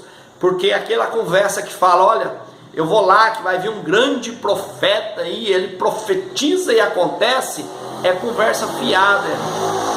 Isso é conversa fiada. Porque em primeiro lugar, não existe mais profeta, certo? Escola de profeta acabou faz tempo. Existe o homem que é usado em profecia, a mulher que é usada em profecia. Porém, profeta não existe mais, ofício de profeta não existe mais. Deus pode me usar em profecia uma vez e nunca mais usar. Pode usar o irmão em vez em quando em profecia, certo? Porque a igreja diz que na igreja tem que ter profecia. Porém, não existe profeta mais. Agora, que negócio é esse do camarada sair profetizando, torta direito, todo dia está profetizando, e não se vê essas profecias se realizar? Que profeta é esse? Porque Jeremias profetizava e acontecia, Zacarias profetizava e acontecia, Ezequiel acontecia, certo? E todos os profetas de Deus as coisas aconteciam. Que profeta é esse que fica profetizando todo dia, e as coisas não acontecem? Não existe mais profeta. Outra coisa, quando uma pessoa for profetizar, a primeira coisa que você observa é o vocabulário, certo? Se a pessoa errar o português, não é Deus. Ah, mas ele errou porque ele é simples, mas não é ele que está falando, é Deus que está falando na boca dele. E se é Deus que está falando na boca dele, tem que ser perfeito, porque Deus é o dono da língua. E lá em João 1:1, no princípio era o verbo estava com Deus e o verbo era Deus. Deus é a palavra é Deus, a palavra edifica, a palavra liberta, a palavra cura, a palavra salva, a palavra ensina, a palavra exorta, certo? Todas as coisas foi feita através da palavra de Deus. Tudo se mantém através da palavra. Então Deus é a verdadeira palavra. Então Deus não vai errar a palavra, o vocabulário, seja igual idioma for. Se for em japonês ele vai falar perfeito, se for em inglês ele vai falar perfeito, se for em português ele vai falar perfeito. Se uma profetisa ou um profeta começar a profetizar, enrolar no português, errar o português, você pode saber que é coisa da carne, da emoção dele, não de Deus, ok? Vamos ser inteligentes, vamos ter a mente de Cristo e usar essa mente de Cristo a nosso favor.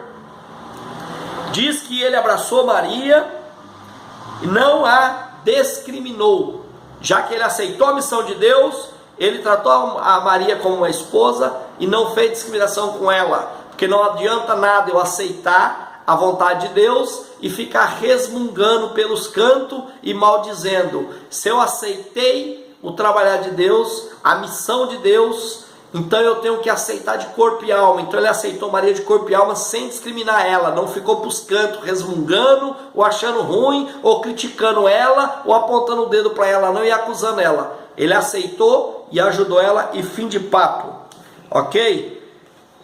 2. Um homem temperante não teve relação com Maria, porque Maria deveria ser nova e bonita, porque diz a história que José era mais velho que ela, e ela deveria ser nova e bonita e agradável. Porém, ele foi temperante, ele não teve relação com Maria. Ei, irmão católico, ei, padre, ele não teve relação com ela até Jesus, ela dá luz para Jesus, seu filho primogênito e não unigênito. João 3,16. Jesus é o filho único, unigênito de Deus. Maria, Jesus é o filho primogênito de Maria. 1 de Mateus, versículo 25. Diz lá bem claro que Jesus, enquanto Maria não deu a luz ao seu filho, Jesus, o primogênito, porque depois ela teve o segundo, o terceiro, o quarto com José, diz a Bíblia que José respeitou ela até Jesus nascer. Depois que Jesus nasceu, ele exerceu o seu direito de marido. Teve relação sexual com Maria, sim, certo, teve relação sexual com Maria, mas até Jesus nascer, ele foi temperante, resistiu às suas vontades sexual e carnal, certo, porque ele estava dentro do propósito de Deus. Mas após isso, o versículo é claro, o versículo eu vou ler para você, para não pairar dúvida. Mateus, capítulo 1, verso 24 e verso 25, para você não ficar com dúvida, meu irmão católico. Diz assim o verso 24: E José, despertando do sono, fez como o anjo do Senhor lhe ordenara, e recebeu a sua mulher. Recebeu, aceitou o que estava acontecendo com ela. O 25: E não a conheceu. Conheceu que jeito? Entenda o texto, amigo. Não conheceu que jeito? José não conhecia Maria, viveu com ela lá, aceitou tudo. Ele já conhecia Maria, assim, conhecendo a pessoa dela, ele conhecia. Esse não conheceu, conheceu ela na relação, na cama, sexualmente falando. Não conheceu até que deu à luz seu filho, o primogênito, e pôs-lhe por nome Jesus. Ele não conheceu ela sexualmente até Jesus nascer. Após, ele esperou dar os dias dela descansar e passar aqueles coisas de mulher, e ele mandou o rei, filho. Chegou a lenha, ele era viril, ele não era viado. José não era gay, ele gostava de mulher, por isso que ele casou. Teve filhos com Maria e constituiu uma família verdadeira, uma família abençoada. E nem por isso que nem ele e Maria pecou, e nem deixou de ser pessoas abençoadas por Deus. Está entendendo? Então vamos parar de hipocrisia, vamos parar de querer idolatrar Maria, gente. Maria foi uma serva de Deus, humilde, que veio, cumpriu a sua missão, com toda a graça, ela vai ter um galardão, está mortinha da Silva, enterrada, esperando o dia da ressurreição, que ela vai ressuscitar junto com os mortos, que estão esperando Jesus, não com os mortos que morreu sem Cristo, não, esses vão ficar para o dia do julgamento, mas os mortos que morreu em Cristo, vai ressuscitar primeiro, aí a igreja vai vir atrás, vai ter a boda dos cordeiros, vai receber os galardão. Jesus não vai considerar Maria e José no céu como mãe e pai dele, porque ele não tem mãe e pai mais, ele tinha mãe e pai enquanto ele era um homem carnal aqui na terra, encarnado, depois que ele ressuscitou. Ele não tem mais mãe, porque agora ele é Deus, e Deus não tem mãe, porque Deus não precisou de ser parido, e nem de ser cuidado, e nem criado, porque Deus, ele sempre existiu, Maria já não, Maria nasceu de um casal de homem, de uma relação heterossexual, de um homem e de uma mulher, ela é pecadora como todos nós somos, como Romanos 5:12 fala, que por um homem entrou o pecado no mundo, e através do pecado veio a morte, por isso que Maria morreu. E Maria ressuscitou? Não ressuscitou, porque à direita de Deus só está Jesus. Agora Jesus não morreu, ele se entregou à morte, porque ele não tinha pecado, ele não tinha como morrer, mas ele se entregou à morte, no terceiro dia ressuscitou, está à destra de Deus, à direita de Deus, intercedendo por nós. Ele é o intercessor, o que pode redimir o homem do pecado. Maria não pode ser mediadora, ela está morta, ok? Muito bem. 3 do 2, ponto 3, 1 do 3, a nobre missão de José, assegurar a ascendência real de Jesus, como visto no primeiro tópico perante a lei de José, era o pai de Jesus. Irmãos, aqui eu vou discordar com a revista, porque assegurar a missão nobre de José, beleza, vamos assegurar aqui, José teve uma missão nobre, mas José não pôde garantir a realeza de Jesus. Não é da linhagem de José que vem a realeza de Jesus, o direito de coroa. É da linhagem de Lucas, de Maria, que eu já falei, de José de pai de Maria. É da linhagem de Lucas que Jesus garantiu a realeza, e não da linhagem de José, porque José não tinha mais linhagem real, porque Deus tirou a linhagem da geração de Salomão, lá com o rei Jeoaquim. Certo? Ali acabou a linhagem, e veio através de Natã, aí chegou em Jesus, essa linhagem que ia de Jesus até Davi, era a linhagem real. Então foi dali, da linhagem de Maria, de José pai de Maria, de Eli vô de Maria, que veio o direito de realeza de José, de Jesus, ok? José não pôde trazer a realeza para Jesus, mas da linhagem do pai de Maria veio. Mas José garantiu uma boa educação para Jesus. A boa educação, certo? Os ensinos da tribo de Judá, porque José era da tribo de Judá como Maria também. Mas José vinha da linhagem de Salomão e Maria da linhagem de Natã. Mas José mostrou para Jesus o que a tribo de Judá podia fazer, mostrou todos os costumes judaicos. Mas como rei, ele teve como rei da parte da linhagem de Maria, de José e de Eli, vô de Maria e pai de Maria, certo? Irmãos, para Abraão, Deus entregou as famílias da terra. Para Moisés, Deus entregou o seu povo no deserto. Para os profetas, Deus entregou os livros da lei e as profecias. Para Davi, Deus entregou a coroa, que um dia passou para Jesus. O sacerdote, Deus entregou os sacrifícios.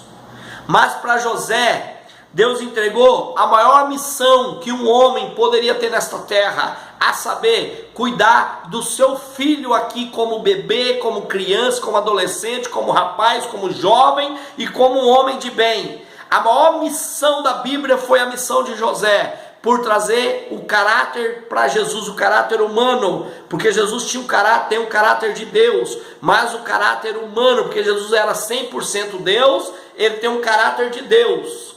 mas 100% humano. Então ele pegou um caráter de uma pessoa simples, humilde, trabalhador, honesto e justo, como a Bíblia mesmo diz, que por ele ser justo, ele não quis magoar Maria e colocar Maria para ser apedrejada, certo?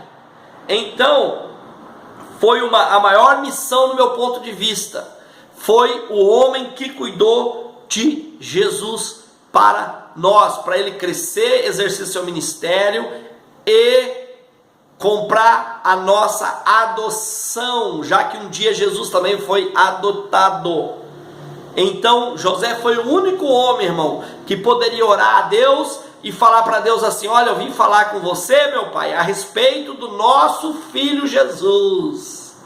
Olha, o nosso filho, meu pai, ele está estudando, ele está crescendo em graça, em sabedoria, em estatura. Eu estou dando para ele todas as condições, estou ensinando o ofício da carpintaria. Olha, meu pai, o nosso filho está indo bem. O único homem que poderia falar isso para Deus. Está entendendo? 2. Proteger Jesus em seu primeiro ano. 2 do ponto 3. Proteger Jesus no primeiro ano. No nascimento de Jesus.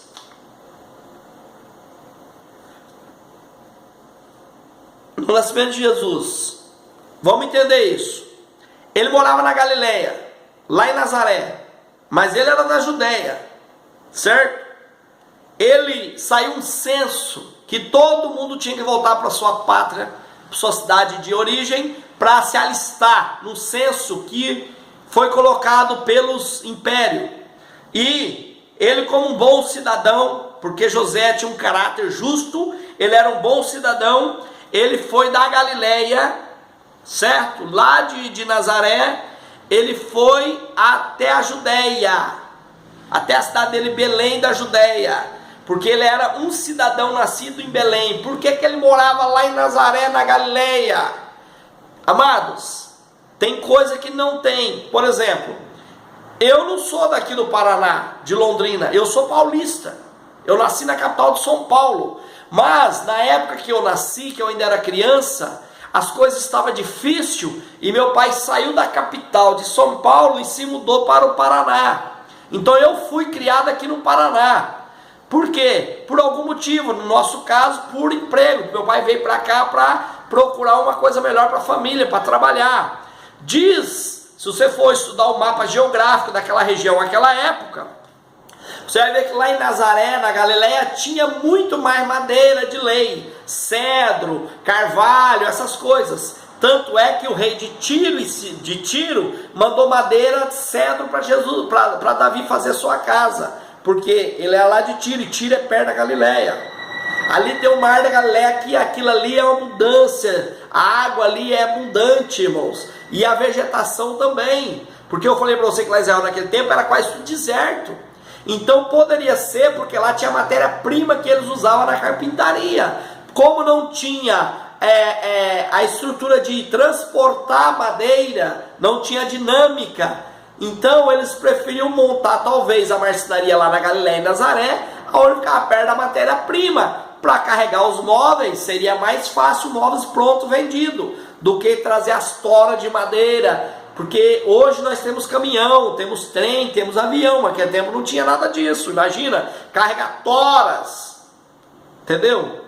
Você imagina, carregar toras no jumento, nos burros, nos boi, seria muito difícil. Então pode ser por isso que ele morava lá na Galileia, lá em Nazaré, certo? Aí ele atravessa metade da Galileia, ele atravessa o estado de Samaria inteirinha e chega até a Judéia, em Belém, onde ele morava, para fazer o alistamento. E Maria foi com ele, era sua esposa já. E Maria vai com ele, mas estava naqueles dias, estava próximo de ganhar. E quando, talvez a viagem forçou um pouco, mas tudo isso, irmão, é para cumprir a profecia, que o Messias nasceria na cidade de Belém, lá na Judéia. Certo? Jesus, ele tinha que ser um judeu, nascido em Belém de Judá. Está entendendo? Então um pouco era para cumprir a profecia. E Jesus vai para lá, José vai para lá e força a viagem. É aonde que Maria vem a dar a luz. ele chega na cidade, como naquele tempo todo mundo foi para Belém, foi para a Judéia, que lá ali era o lugar que era a capital, Jerusalém, por ali. Então, chegou lá, ele não achou quarto, pensão, não achou um hotel, porque estava tudo cheio. E Maria, nas dores de parto, começou o trabalho de parto, encontraram a manjedoura. Dizem o historiador que aquela manjedoura estava exatamente no campo, no pasto, onde Davi ficava ali cuidando das ovelhas. Isso é o historiador que diz. Mas Jesus não nasceu na manjedoura porque José era pobre de marré, porque José era um miserável, a família de José era muito pobrezinho. Conversa, irmão. José era um homem de posse, ele tinha uma empresa de móveis, ele era um carpinteiro, ele tinha uma empresa. Ele era um judeu, ele era próspero, ele era descendente de Abraão. Isso aí é conversa de quem não conhece a Bíblia, quem não conhece judeu, quem não conhece a tradição. Ali foi porque uma emergência, não achou lugar. Tanto é que depois, em seguida, você vai ver os magos que vêm visitar Jesus. A Bíblia é bem clara que os magos não visitou Jesus na manjedoura. Por isso que quando você vê esses presépios por aí, que os magos estão no presépio, na manjedoura, é mentiroso. Porque os magos, eles visitou Jesus na casa. José já tinha arrumado uma casa. Jesus já estava estabelecido. Certo? E esses magos, amados, não eram bruxos. Eles eram homens que veio do Oriente, homens estudiosos a Deus. Tanto é que a estrela de Deus que guiou eles até Jesus, porque sabia que tinha nascido um rei, porque eles estudavam sobre o Messias. E outra coisa, não eram 3 magos. Veio 3 magos, lá no presépio tem 3 magos, a Bíblia não fala quantos magos que era. As pessoas dizem que era 3, porque deu 3 presentes, ouro, mirra, incenso, mas poderia ser vários presentes. A Bíblia não diz que foi 3 magos, poderia ser 5 magos, 10 magos, 15 magos, 100 magos, 200 magos. E quando eles passaram por Herodes, Herodes falou: olha, quando vocês acharem esse rei que nasceu, passa aqui e fala comigo, que eu também quero ir lá adorar ele. Mas nada, Herodes queria matar ele. Herodes tinha posto um decreto. Aí, como esses magos não voltou por lá, porque eles teve orientação de Deus, voltou por outro caminho. E aqui eu abro um parênteses que eu digo para você: aquele que encontra Jesus, ele muda de vida. Aquele que encontra Jesus, ele muda seus caminhos, como aqueles magos encontrou Jesus e mudou o seu caminho. Quer dizer, faz uma conversão. Aquele homem que encontra Jesus, ele faz uma conversão na sua vida. O que é conversão? Você está vindo para cá e você volta para cá. Conversão, certo? 360 graus. Aqueles homens encontrou Jesus e mudou o seu caminho. Se você encontrar Jesus, você também pode mudar seu caminho. Se você se converter a Jesus, faz uma conversão a Jesus e muda seus caminhos, certo? E naquela época, Herodes, como esses magos, não voltou para avisar ele, ele instituiu uma lei que se matasse toda criança recém-nascida até 3 anos de idade. E foi quando Deus orientou José para que José levasse o menino para o Egito, porque lá ele estaria protegido. Nesta época, amados, teve 3 meninos que foram protegidos por orientação de Deus. Jesus foi para o Egito. João Batista, que tinha 6 meses mais velho que Jesus, saiu da sua cidade natal e Deus orientou a mãe dele levar ele para criar ele no deserto. Então Isabel levou João Batista para criar no deserto, e lá ele comeu gafanhoto e mel silvestre, certo? Por proteção divina, por orientação divina, ele foi levado para o deserto. Jesus foi levado para o Egito, irmãos, certo? E Natanael, lembra quando o amigo de Natanael falou para ele: eu achei o Messias. Natanael perguntou: de onde que ele é? De Nazaré. Falou: não pode vir nada bom de Nazaré. Isso aí tem um mistério que eu não posso te contar agora, certo? Porque Jesus, depois que ele veio do Egito, que aquele rei morreu, que veio outro rei, Jesus veio do Egito e José foi morar lá em Nazaré de novo, onde ele tinha a marcenaria dele. Provavelmente ficou com o pai dele, com José, filho de Eli. Ou desculpa, ficou com o pai de José, Jacó. Provavelmente ficou com Jacó ali. Ou com os vô materno de Jesus, adotivo. Então Jesus volta ali e é criado em Nazaré. E ele cria o nome de o Nazareno, é o apelido, mas Jesus nasceu em Belém. Aí Natanael fala, não pode vir nada bom de Nazaré, porque isso aí tem um segredo bíblico, que eu não vou falar isso hoje, porque não vai dar tempo, certo? Porque o verdadeiro Messias vem lá de Belém, mas Jesus era nascido em Belém, só que o apelido dele era Nazareno, e ele se apresentava como Nazareno, porque isso tem um mistério. Até que lá em Nazaré não aceitaram Jesus e ele foi para Cafarnaum, mas viveu na Galileia quase todo o seu ministério. E aí Jesus olha para ele e fala, aí está um israelita que não tem dolo. Natanael é verdadeiro israelita que não tem dolo. Aí ele fala, Natanael, eu vi você em Bar da Figueira. O que Jesus está falando para ele? Jesus está revelando um segredo para ele. Não é que Jesus viu ele sentado na cadeira em Bar da Figueira, não. É que na época que Jesus era criança, que fugiu para o Egito, João Batista foi para o deserto, a mãe de Natanael teve uma inspiração divina e fez um buraco. Fez um buraco muito grande ali, que dá em Bar da Figueira, escondia Natanael ali e jogava folha por cima quando o soldado vinha. E à noite ela tirava as folhas, tirava Natanael e levava para casa. E quando estava clareando o dia, ela escondia ele lá de novo. E assim foi poupada a vida de Natanael. Mas esse segredo era um segredo que só a mãe de Natanael e Natanael que sabia, mais ninguém. Ele nunca contou nem para o melhor amigo dele. E Jesus olha para ele e fala, eu te vi você em Bar da Figueira, Natanael. E ele fala, rapaz, esse homem é o Messias mesmo, como é que ele sabe disso? Que isso é um segredo meu e da minha mãe, e ele não conhece a minha mãe, e eu não contei nada para ninguém. Então, aí ele aceitou, irmão, sabe por quê? Naquele tempo já tinha vindo 1050 Cristo. Então todo mundo vinha, eu sou Cristo. Já tinha vindo 1050 Cristo ali naquela região. Então todo mundo que se apresentava como Cristo, e Natanael sabia, ele lia as escrituras, os profetas, ele sabia que o verdadeiro Cristo vinha da Judéia, de Belém, de Judá. E quando falaram que Jesus veio de Nazaré, falou, não, isso aí não é Cristo. O profeta falou que a profecia diz que o Messias vem de Belém de Judá, e não de Nazaré. Isso aí não pode ser. Mas na realidade era só um apelido que Jesus tinha, certo? Então, irmãos, por isso que ela ganhou Jesus na manjedoura. Mas José não era um miserável, não. Ele era humilde, mas não era pobre. A humildade não é sinônimo de pobreza. José levava Jesus para o templo. Ele levou Jesus para circuncidar no templo. Levou Jesus para apresentar o Senhor no templo, porque ele era um religioso. Ele cumpria as leis. Ele lia a Torá. Ele lia o sagrado texto. Ele era um verdadeiro judeu. Ele era um verdadeiro praticante das leis de Moisés, certo? Foi para o Egito para proteger Jesus. Corajoso, irmão. Correu o risco de atravessar aquele deserto que o povo hebreu ficou ali 40 anos. O mesmo deserto que Moisés ficou ali cuidando das ovelhas de Jetro por 40 anos. Tinha chacais do deserto, tinha ladrões, marginais, certo?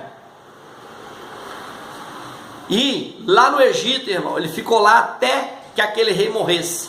E ele tinha revelação de Deus. Deus falava com ele, o espírito dele comunicava com Deus. Quando aquele rei morreu, ele teve aviso de Deus que aquele rei era morto, que ele podia agora retornar, que não tinha mais problema, o perigo tinha se passado. E o Egito, irmãos, ele é abençoado por Deus, porque ele deu guarita para o povo de Deus uma vez, e deu guarita para Jesus. Deu guarita para Jesus. E com isso, Jesus abençoa o Egito, entendeu? Abençoa o Egito. A história diz que nenhum egípcio dorme sem comer pão, certo? Nenhum egípcio dorme sem comer pão. Assim diz a história do Egito, entendeu?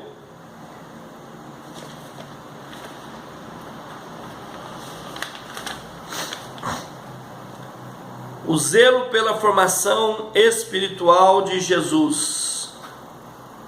O zelo pela formação espiritual de Jesus. Ponto 3 do 3. Já estamos indo para o final. Zelo pela vida e o ministério de Jesus. José, ele tinha zelo pela vida humana de Jesus e pelo ministério de Jesus. Do mesmo jeito que ele teve zelo pelo ministério de Maria, ele aceitou o ministério de Maria e o dele também, de pai do menino Jesus, e ele tinha zelo pela vida do menino, pela vida de Jesus e pelo ministério de Jesus. Levava o menino ao templo aí em Jerusalém para todas as festas que tinha, tanto religiosa como patriota, porque, irmão, entenda, nós temos a nossa lei civil que nos rege do nosso país. Os judeus, a lei deles era a lei de Moisés, a religião era a lei deles, certo? Apesar que eles ainda tinham que cumprir uma lei civil, que era uma lei de Roma, que estava sobre eles, porque eles eram povo conquistado, povo que estava sob o domínio de um império. Então eles tinham que obedecer a lei de Roma, que era uma lei civil, mas a lei que regia eles era a lei de Moisés, a lei que era a própria religião que ditava a lei para eles, certo? Mas ele levava Jesus ao templo para Jesus aprender, para as festas nacionais, porque ele era um patriota. José, ele era um patriota, ele amava a sua nação, certo? E um bom patriota tem que amar a sua nação. Nós, como um bom brasileiro, temos que amar a nossa nação, temos que amar a nossa bandeira. Quando canta o hino nacional, temos que ser reverente ao hino nacional. Nós temos que nos opor a essa corrupção que aí no Brasil está acontecendo, esses políticos que querem impor o comunismo, que querem impor as coisas erradas, entendeu? Que quer acabar com a família. Nós somos nacionalistas, irmão, temos que ser patriota, amar nossa pátria, amar nossa bandeira. Isso é bíblico, isso é bíblico. Jesus, como bom filho judeu, passou pelo crivo no templo. José leva ele lá com 12 anos, todo menino tinha que passar pelo crivo, de 12 a 14 anos, e Jesus passa pelo crivo, dá uma aula para os doutores, todos ficam de boca aberta. Como é que esse menino foi criado assim? Porque ele teve um pai terreno justo, com caráter bom, bem feito. E Jesus deu aula para os doutores, por isso que ele é considerado Senhor do Senhor, Senhor do Senhor, médico dos médicos e doutor dos doutores, ok? Vamos para a conclusão, vamos para a nossa conclusão. José foi escolhido por Deus para uma missão muito elevada, no plano de redenção. Ele foi o homem que amparou Maria em sua missão de conceber o Filho de Deus, como filho do homem, não só a ela, mas ao próprio Jesus em seu nascimento biológico, em sua infância, nas ameaças que sofreu. Ele cuidou de sua educação ao lado de sua mãe. Ele foi um homem santo, mas assim como Maria, nunca reivindicou para si honras, louvores que só pertencem a Deus. José nunca reivindicou, irmãos, sempre presente na vida deles, da família, mas em seu lugar, certo? José nunca deu autógrafo, nunca quis holofote, nunca quis se aparecer. Ele sabia que a honra e a glória era para Jesus, para o menino. Ele nunca pegou Jesus e colocou lá na praça e falou: Jesus, faz um milagre aí, olha, eu vou cobrar, tá? Jesus vai fazer um milagre, eu vou cobrar tanto. Quem quer um milagre de 5.000? Quem quer um milagre de 500? Quem quer um milagre de 1.000? Igual tem muitos homens aí que usando Jesus para ganhar dinheiro, certo? José nunca fez isso. Ele respeitou aquilo que é dado de graça darás. Ele nunca quis honra para ele sabia que toda honra e toda glória era para o Filho de Deus, entendeu? Ele nunca deu um autógrafo. Agora, por que você fica idolatrando José, idolatrando Maria, se eles mesmos nunca quis essa honra? Maria, como toda mulher, era emotiva. Homem pensa com a razão, enquanto a mulher com a emoção. E Maria, como toda mulher, era emotiva. Lembra que Maria um dia chegou e falou para Jesus, lá na boda de Canaã da Galileia, ela falou o quê? Jesus está numa festa e acaba o vinho. E Maria fala: meu filho Jesus, acabou o vinho. Emotiva. Só que foi a única vez que ela interferiu no ministério de Jesus. Jesus vira para ela e diz: que tem eu contigo, mulher? Ainda não é chegada a minha hora. Chama ela de mulher. Diz: ó, mulher, você fica na sua aí que eu fico na minha. Faz a sua parte, você já cumpriu a sua parte, deixa eu agora. Só que Maria também voltava atrás. Maria era humilde. Ela falou assim: olha, gente, fazei tudo que ele mandar. O que ele mandar vocês fazer, vocês fazem. Quer dizer, era uma mulher humilde também. Certo? Aí Jesus faz o milagre do vinho, que diz que é o primeiro milagre dele que a Bíblia apresenta. Certo? José era calado, nunca deu autógrafo, nunca reivindicou para si a glória ou a honra. Irmão, Deus levou José antes da morte e da crucificação de Jesus, antes de Jesus se entregar à morte. Sabe por que eu entendo isso? Ele não queria que o pai terreno de Jesus, o pai adotivo de Jesus, visse o sofrimento que Jesus ia passar. Talvez José não ia aguentar, porque José criou Jesus com tanto carinho, que talvez José não ia aguentar. Deus aguentou, porque Deus sabia, irmão, que Jesus, ele ia ressuscitar. Deus sabia que Jesus ia descer ao inferno e tomar a chave da morte do inferno na mão de Satanás. Deus sabia que ele é a semente que veio do ventre da mulher, que fez a profecia lá no Jardim do Éden, que é esmagar a cabeça da serpente. E Jesus foi lá e esmagou. Ele sabe que Jesus é o nome sobre todos os nomes. Ele sabe que Jesus vai reinar aqui na terra nos 1000 anos, como o rei eterno. Ele sabe que Jesus é o advogado, mas ele vai ser o juiz no dia do trono branco. Ele sabe que Jesus vem buscar a sua igreja. Ele sabe que Jesus é o grande e poderoso. Ele sabe que Jesus é o próprio Deus. Então, mesmo assim, na hora da morte de Jesus, diz que Deus virou de costa. Não foi porque ele abandonou Jesus, não. Foi porque se ele visse os homens maltratar o meu Jesus, ele poderia dar uma palavra e acabar com a humanidade ali naquela hora, pelo que ele estava fazendo com Jesus. Mas Deus sabia do propósito, porque Deus é onisciente, onipresente, onipotente. Deus sabia que Jesus seria vitorioso, então Deus só virou as costas. Mas José não aguentaria tal sofrimento. Então Deus, para não deixar José passar por esse sofrimento, uma pessoa tão íntegra, que fez uma missão tão boa na terra, o que Deus faz? Recolhe José antes de Jesus passar pela crucificação e pelo sofrimento. Ok?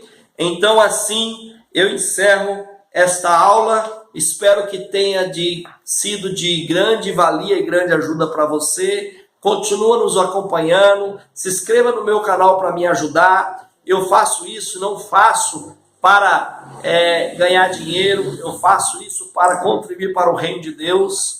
Eu tenho o meu ofício, eu trabalho com a minha empresa. Vocês já sabem o que eu faço. Eu peço para você que colabore. Clica aí, se inscreva no canal. Comente, divulgue para nós, nos ajude. Para mim é um motivo de incentivo quando alguém coloca uma frase aí falando que a aula foi boa, que gostou. Se você também quiser criticar, fica à vontade, eu aceito crítica, aceito elogio, aceito convite para ir até você se a gente conseguir um espaço na agenda. O meu celular, meu WhatsApp sempre está abaixo aí na descrição do vídeo. E, por favor, continua conosco e que eu quero que Deus continue abençoando a sua vida ricamente e que essas aulas possam prosseguir. Eu também quero mandar um forte abraço ao meu amigo Otinel.